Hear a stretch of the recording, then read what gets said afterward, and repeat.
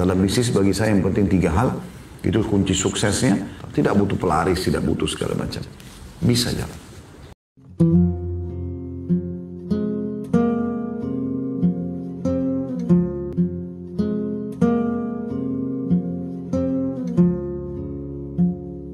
Assalamualaikum warahmatullahi wabarakatuh. Alhamdulillah wassalatu wassalamu ala Rasulillah. Segala puji dan puja kehadirat Allah Subhanahu wa taala, juga salawat dan taslim kepada Nabi besar Muhammad sallallahu alaihi wa ala alihi wa sahbihi wasallam. Saudaraku seiman, pada kesempatan ini semoga Allah berkahi, kita akan membahas tentang Islam dan sukses. Saya ingin menyampaikan di awal pembukaan kita kalau Islam adalah agama sukses. Bahkan Islam selalu menekankan kesuksesan.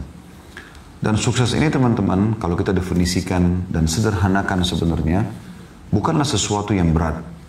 Bahkan dalam setiap hari kita memiliki banyak kesuksesan. Apapun yang Anda inginkan, kemudian tercapai, berarti Anda sudah sukses di poin itu. Misal contoh, Anda lapar, kemudian Anda berhasil mendapatkan makanan sehingga lapar Anda hilang. Anda sudah sukses di poin itu. Anda haus, kemudian Anda dapat air minum. Haus Anda bisa hilang, berarti Anda sukses di poin itu. Anda ngantuk, capek, Anda bisa istirahat, mendapatkan tempat untuk istirahat, dan Anda bisa menghilangkan letih Anda atau capek Anda sudah sukses. Anda selepas mandi ingin pakai pakaian dan Anda mendapatkan pakaian yang Anda harapkan. Di lemari misalnya, sudah sukses di poin itu. Jadi saya sengaja menandakan contoh-contoh yang kecil seperti ini supaya Anda bisa tarik kepada semua hal yang lebih besar daripada itu. Kalau Anda berangan-angan kerja di sebuah tempat lalu Anda diterima, sudah sukses di situ. Anda ingin kuliah di satu tempat lalu kemudian Anda berhasil kuliah di tempat tersebut, sudah sukses di poin itu. Ini kesuksesan bisa bergabung atau bahkan berulang-ulang kita dapatkan dari satu kegiatan.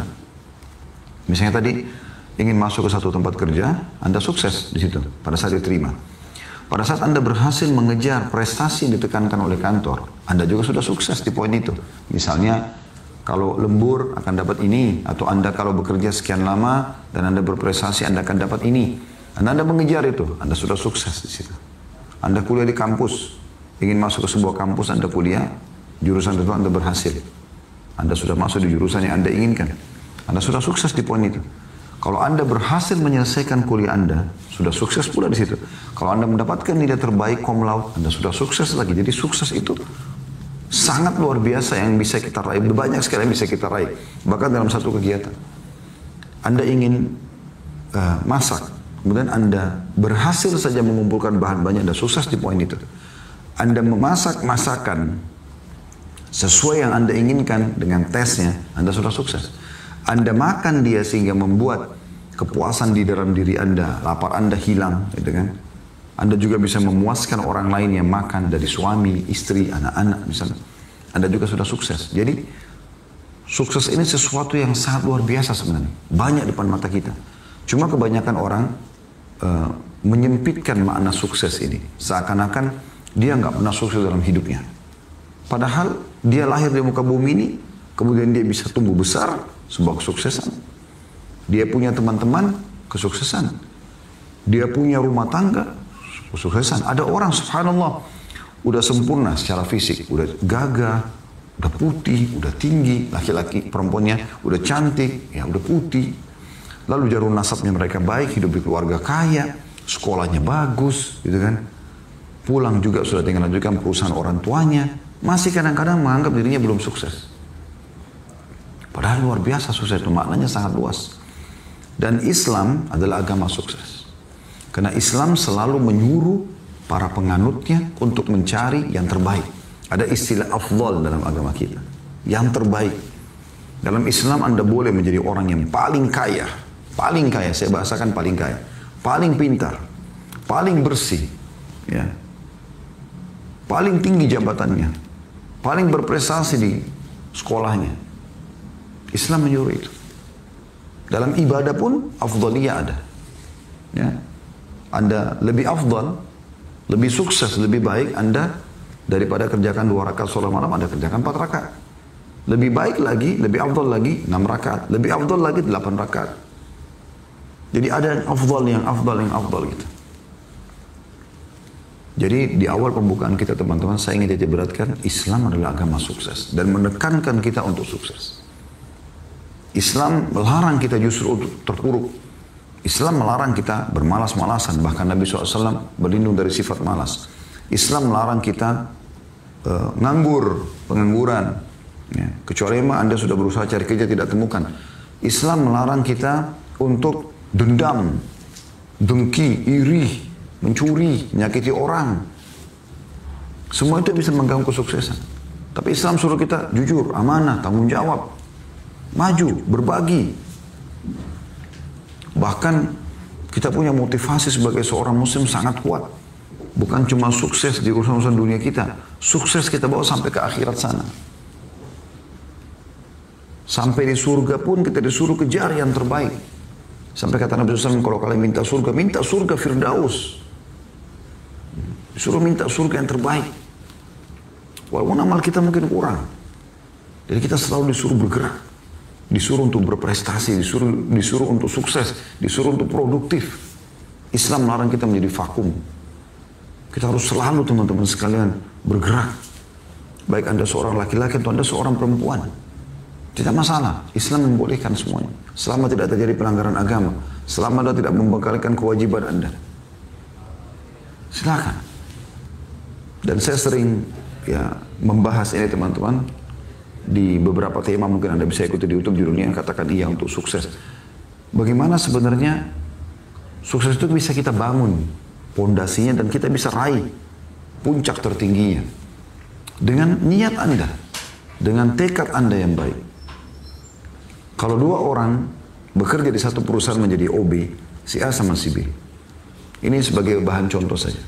Si A bekerja dengan gaji 2 juta per bulan. Si B juga 2 juta per bulan. Cuman niatnya berbeda. Tekadnya berbeda. Si A, begitu dia menerima gaji 2 juta, dia lihat kebutuhan istrinya 1 juta. Misal contoh saja. Dia 500 ribu, dia bisa nabung 500 ribu. Bagi dia sudah cukup. Ya sudah, saya sudah cukup begini. Kita akan temukan orang ini sampai 10 tahun ke depan pun tetap OB di situ. Bedakan dengan si B yang punya niat dan tekad yang berbeda. Ini untuk membangun pondasi sukses ya. Kalau dia masuk di perusahaan, begitu jadi OB gaji 2 juta, dia langsung menanyakan kepada HRD misalnya di perusahaan, lalu dia mengatakan, kira-kira untuk meraih prestasi yang di kantor ini, dari posisi saya sebagai OB, bisa nggak saya pindah menjadi pekerjaan apalah, mungkin manajer, mungkin yang lainnya, yang kira-kira prestasi tinggi yang saya bisa raih, tertinggi. Bisa dijelaskan, oh boleh. Bagaimana caranya? Begini misalnya. Lalu kemudian dia mulai bertekad, dia mulai berusaha mengejar itu. Kita temukan 10 tahun kemudian orang ini akan meraih apa yang dia inginkan. Beda dengan yang sebelumnya. Nah seperti itu. Nah Islam menyuruh kita untuk bergerak. Selalu merasa kurang, dalam arti kata kurang di sini adalah bukan tidak bersyukur ya. Tapi selalu merasa kurang dalam kualitas. Sehingga kita selalu berusaha memberikan yang terbaik. Kalau hari ini saya sudah sering menjalankan selama setahun bersedekah setiap harinya 2.000 rupiah. Maka Islam menyuruh kita lebih dari itu. Mulai buat program sekarang 5.000, 10.000, 100.000, 1 juta, 10 juta, 100 juta, 1 miliar. Karena tidak mungkin datang lebih banyak rezeki tanpa kita berkorban lebih baik di jalan Allah Subhanahu wa Ta'ala. Allah katakan dalam Al-Quran, A'udzubillahi minasyaitonir rajim, lan tanalu birra hatta tunfiqu mimma tuhibbun. Kalian tidak akan meraih pahala maksimal, balasan maksimal, rezeki maksimal sampai kalian menginfakkan apa yang paling kalian cintai. Islam menyuruh kita memberikan yang terbaik. Islam bahkan melarang kita dalam bersedekah misalnya untuk memilih yang buruk-buruk lalu kita sedekahkan. Tidak boleh kita memilih yang khabith, yang buruk. Allah melarang dalam Al-Quran itu. Kita disuruh bersedekah yang terbaik. Jadi kita selalu disuruh berikan yang terbaik. Kita menjadi orang yang terbaik. Saya pernah praktekin ini teman-teman sekalian. Dalam kehidupan saya dan sering saya praktekin itu. Baik itu dalam masalah saya sekolah, menuntut ilmu, saya membuka usaha, saya membangun rumah tangga. Ya. Saya selalu coba melihat, ada nggak sih yang lebih baik? Ada nggak sih yang lebih baik? Saya coba cari itu. Jadi sebenarnya tergantung kita mau atau tidak. Siapapun Anda, pekerjaan apa Anda bisa sukses di setiap bidang Anda itu. Dengan Anda gelutin saja. Ibu-ibu rumah tangga, sukses Anda dalam memasak masakan yang terbaik. Anda bisa dagang online, Anda bisa menjadi ibu yang terbaik buat anak-anak, istri yang terbaik buat suami. Itu prestasi semuanya. Bahkan saya melihat prestasi tertinggi bagi setiap wanita pada saat dia berstatus istri, puncaknya status ibu. Sehebat apapun Anda secara duniawi, misalnya seorang public figure, wanita karir dan segala macam. Tapi pada saat ditanya belum bersuami, sudah menikah belum? Jawabannya belum. Langsung jatuh di mata masyarakat. Atau sudah punya anak? Belum. Kalau dia punya suami, dia punya anak, walaupun dia tamat SD, beda. Statusnya istri, statusnya ibu. Maka kita harus bisa juga mengatur skala prioritas mana. Ini yang terbaik, kemudian yang lainnya adalah tambahan. Ada orang kejar prestasi dunia, lupa urusan-urusan kewajiban utamanya. Ini nggak boleh juga. Ya. Tapi yang saya ingin tidak beratkan, kita dalam Islam dianjurkan untuk menjadi orang yang sukses dalam semua bidang kita. Baik hubungan kita dengan Allah SWT dalam hal ibadah, kejar selalu yang terbaik. Kita selalu berpikir berkembang. Ya. Menjadi orang yang lebih baik, lebih baik, lebih baik. Selama ajal belum datang. Dan innamal a'malu binniyat. Semua sesuai dengan niatnya. Kalau bahasa saya, orderan Anda kepada Allah. Anda mau jadi orang begitu saja, ya begitu saja. Anda mau jadi orang yang lebih maju, sukses, Allah akan berikan. Allah akan berikan sesuai dengan niat Anda. Maka ini perlu dibawahi teman-teman sekalian. Islam memerintahkan kita untuk selalu menjadi orang yang berhasil, orang yang sukses, orang yang berhasil dalam segala hal. Baik tadi saya bilang dalam pendidikan, Anda disuruh untuk mengejar sampai doktor, sampai profesor kalau perlu. Anda bisa ubah diri Anda dari pemalas menjadi orang yang paling rajin, orang yang terpuruk, tidak lulus menjadi orang yang prestasi nomor 1 bisa. Bisa. Dan itu sudah saya praktikin teman-teman sekalian. Anda juga bisa menjadi orang yang sukses dari sisi bisnis. Bisa. Yang Anda pelajari, Anda gelutin. Tanyakan. Walaupun Anda belum punya ilmu sebelumnya. Saya nggak ada ilmu di restoran, tapi bisa kita buka restoran. Prinsip saya sederhana. Saya pelajari. Kemudian cari tenaga ahlinya, kemudian kita jalankan bismillah. Selebihnya tawakal Allah. Dalam bisnis bagi saya yang penting 3 hal. Itu kunci suksesnya. Yaitu modal halal, sistem halal, produk halal. Selebihnya tawakal kepada Allah SWT. Tidak butuh pelaris, tidak butuh segala macam. Bisa jalan. Gitu kan. Sebagai suami di rumah tangga, bisa sukses. Tanya kepada istri, apa yang kurang. Mereka bisa berikan masukan atau dia bisa berikan masukan. Kita coba jadi yang terbaik. Pelajari dalam agama seperti apa jadi suami yang baik segala macam. Bisa. Allah akan berikan kita kemudahan-kemudahan. Sebagai istri juga begitu. Sebagai pengusaha juga begitu. Dan seterusnya. Semuanya bisa kita raih yang terbaik. Dan tidak ada kata-kata terlambat untuk belajar. Walaupun bidang itu belum kita tahu sama sekali. Banyak sekali motivasi dalam agama teman-teman untuk kita menjadi orang yang maju. Sukses. Ya. Tapi biasanya lingkupnya orang kalau bicara tentang masalah sukses ini, kebanyakan orang bicara masalah sukses kalau kaya raya. Ya. Padahal sebenarnya lebih luas sebagaimana saya bahasakan tadi. Tapi tidak salah orang kalau berpikir masalah kaya raya juga adalah kesuksesan. Cuma bukan cuma itu, lebih luas gitu kan. Masalah kaya, contohnya misalnya ada hadis yang sahih diriwayatkan oleh Bukhari Muslim. Kata Nabi SAW kepada Sa'ad bin Abi Waqqas radhiyallahu anhu, "Innaka intadhar warathataka agniya khairun laka an tadharahum a'latan yatakaffafuna an-nas." Engkau meninggalkan keturunanmu dalam keadaan kaya, jauh lebih baik daripada engkau tinggalkan mereka mengemis kepada manusia. Artinya, kau bina dirimu, kau didik dirimu menjadi orang yang sukses, punya pendapatan, punya income, punya nama harum, nama baik, sehingga keturunanmu juga jadi dapat kena tampiasannya. Dan kamu pun kader mereka menjadi orang-orang yang berpendidikan, orang-orang yang berprestasi, orang-orang yang tidak mengemis pada orang, tidak bergantung pada orang. Itu jauh lebih baik. Diperintahkan dalam agama. Bagian daripada ibadah kalau Anda ikhlas karena itu mengikuti syariat Allah SWT. Ini sabda Nabi SAW. Kemudian juga banyak ayat-ayat Al-Quran. Anda bisa buka teman-teman sekalian surah Al-A'raf ayat 32. Ya, Anda bisa renungi ini. bagaimana Allah SWT membolehkan kita mengejar apa yang Allah telah siapkan sebagai fasilitas. Dan kita nikmati. Selama 5 huruf halal. Meninggalkan 5 huruf yang lain haram. Meninggalkan 5 huruf yang lain haram. Ya. Anda bisa buka Al-A'raf 32, saya bacakan. A'udzubillahi minasyaitonirrajim. Qul man harrama zinatallahi allati akhraja li'ibadi wat-thayyibati minar rizq. Qul hiya lilladheena amanu fil hayatid dunya khalisatan yaumal qiyamah.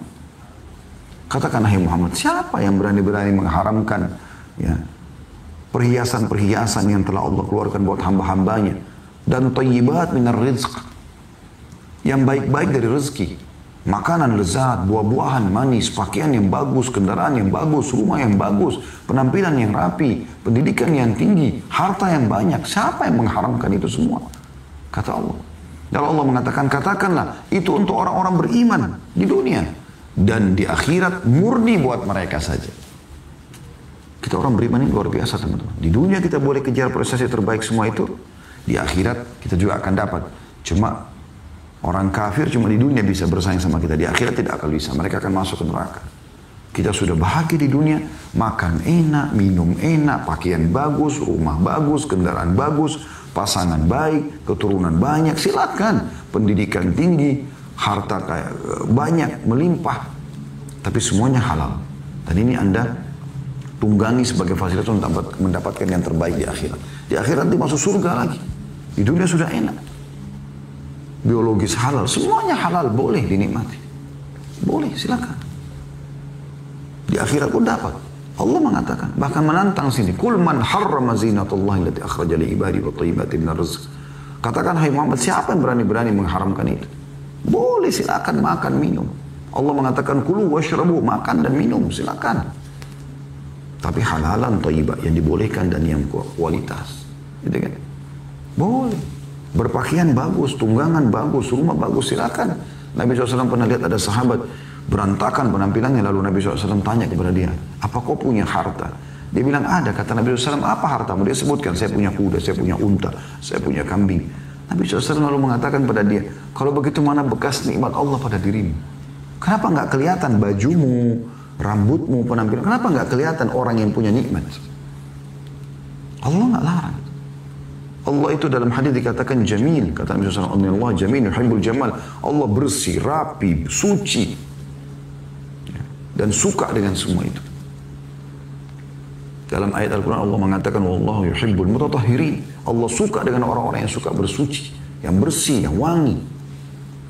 Allah suruh itu. Kita di dunia begitu, di akhirat Anda lihat tentang surga bagaimana Allah janjikan. Pakaian-pakaian dari sutra, istana dari emas, kebun-kebun yang lebat, pelayan-pelayan yang cantik dan gagah. Luar biasa gitu. Tapi ingat, halal dan bukan yang haram. Serta juga ada poin penting yang tidak kalah di sini, teman-teman, yang harus diketahui. Tidak boleh mubazir, berlebih-lebihan, tidak boleh bakhil, pelit. Tengah-tengah. Boleh nikmati tapi jangan berlebihan. Jangan juga terlalu berhitungan. Silakan. Begitu Islam datang. Begitu juga dengan firman Allah Subhanahu wa taala dalam surah Al-Mulk ayat 15. Silakan Anda buka Al-Mulk ayat 15. Bagaimana Allah Subhanahu wa taala berfirman, A'udzu billahi minasyaitonir rajim. Huwallazi ja'ala lakumul arda dalulan famshu fi manakibiha wa kulu min rizqi wa ilaihin nusyur. Dia yang telah menjadikan bumi ini terhampar buat kalian. Jalanlah di atasnya dan makanlah rezeki yang ada di atasnya. Silakan. Nikmati. Bahkan saya akan sering bahasakan teman-teman, Anda termasuk bersyukur kepada Allah kalau Anda nikmati yang terbaik. Anda masuk ke supermarket, ada anggur harga 200.000 kualitas A, ada anggur kualitas B harga 100.000. Anda mampu beli 200.000, beli 200.000. Anda termasuk bersyukur kepada Allah. Karena Anda mau nikmati itu. Yang penting tidak mubazir, berlebihan. Anda cuma berdua sama istri, berdua sama suami, berdua sama anak. Lalu kemudian Anda beli 20 kilo. Untuk apa? Sekilo, 2 kilo. Tidak masalah. Lalu Allah mengatakan, dan kepadanya kalian akan dikembalikan. Artinya bersyukur. Allah akan tanya nikmat itu. Dalam surah Jum'ah ayat 10. Anda bisa buka surah Jum'ah ayat 10. Allah SWT memerintahkan umat Islam, terutama kaum laki-laki, setelah sholat, ayo menyebar, cari rezeki. Bergerak, bekerja. Kejar prestasi terbaik. Jadi orang-orang yang sukses. Islam tolak semua itu. Pemalas, pengangguran. Orang cuma kerjanya mengganggu orang. Nggak ada dalam Islam. Semuanya kebaikan. Ramah, santun, dermawan, semua kebaikan-kebaikan. Allah sebutkan, A'udzubillahi minasyaitonirrajim dalam surah Jumat ayat 10. فَإِذَا قُضِيَتِ الصَّلَاةُ فَانْتَشِرُوا فِي الْأَرْضِ وَابْتَغُوا مِنْ فَضْلِ اللَّهِ وَاذْكُرُوا اللَّهَ كَثِيرًا لَعَلَّكُمْ تُفْلِحُونَ. Kalau selesai sholat, kata Allah, menyebarlah di muka bumi. Untuk apa ya Allah? وَابْتَغُوا مِنْ فَضْلِ اللَّهِ. Cari rezeki Allah. Cari prestasi-prestasi terbaikmu selama halal. Dan ingatlah Allah dengan ingat yang banyak. Berzikir kepada Allah dan zikir yang banyak. Selalu ingat. Halal, nikmati. Haram, jauhi. Selesai. Apapun konsekuensinya. Agar kalian beruntung. Agar kalian beruntung. Ya.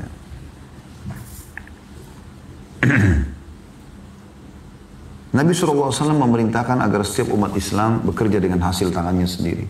Itu prestasinya lebih bagus. Pahalanya lebih bagus. Dia pun menguasai bidangnya. Kata Nabi SAW dalam hadis yang sahih, "Ma akala ahadun ta'aman khairan min an ya'kula min amali yadihi." Tidak ada makanan yang dikonsumsi oleh seseorang di antara kalian yang lebih baik daripada hasil kerjanya sendiri, hasil tangannya.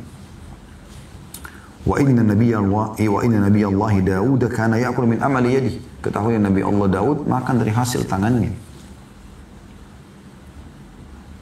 Pernah Nabi SAW berkata kepada para ummahatil mu'minin, istri-istri beliau, sesungguhnya orang yang paling dahulu menyusulku setelah aku meninggal nanti adalah orang yang paling panjang tangannya di antara kalian.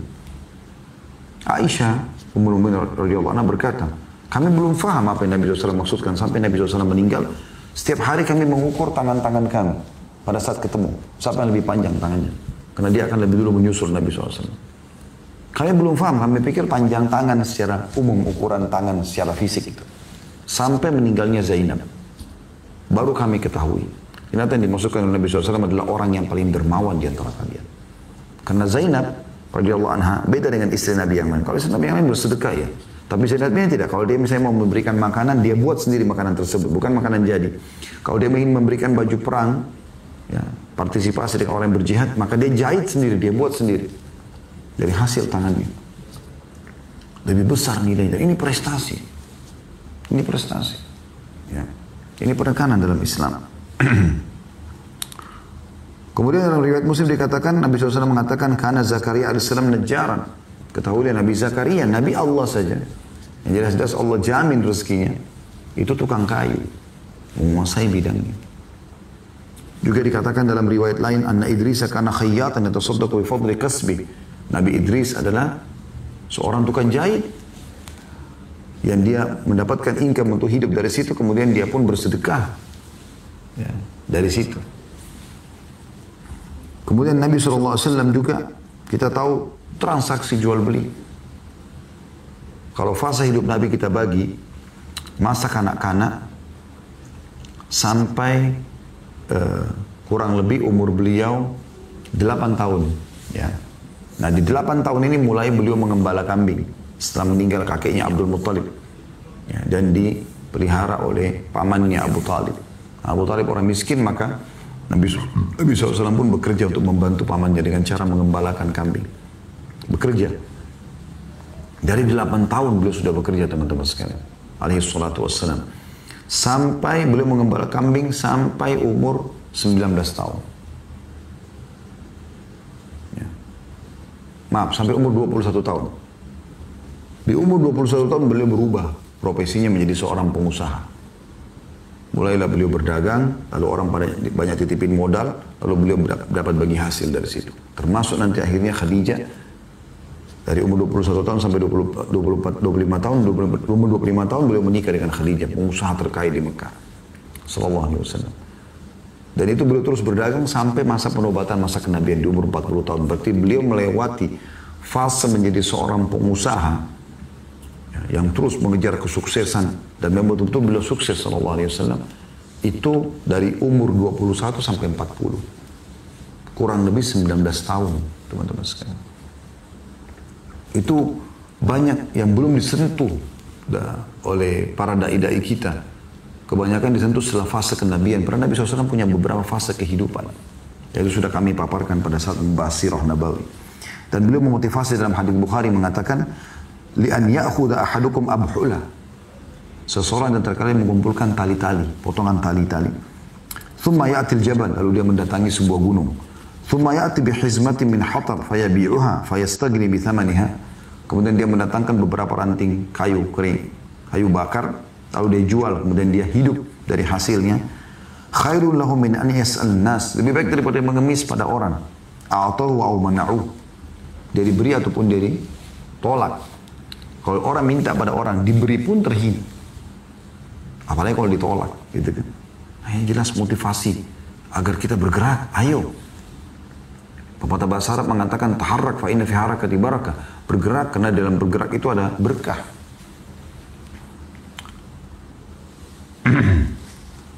Begitu juga disebutkan oleh Sa'id bin Musayyib rahimahullah bagaimana para sahabat Nabi ridwanullah alaihim mereka berdagang. Beliau mengatakan karena ashabu Rasulullah SAW yasjaruna fi bahar Rum. Beliau saksikan sendiri para sahabat-sahabat Nabi mereka berdagang sampai ke sampai ke lautan Romawi. Tidak malu dengan itu. Supaya bekerja, bergerak. Memang Islam ini adalah agama yang bergerak.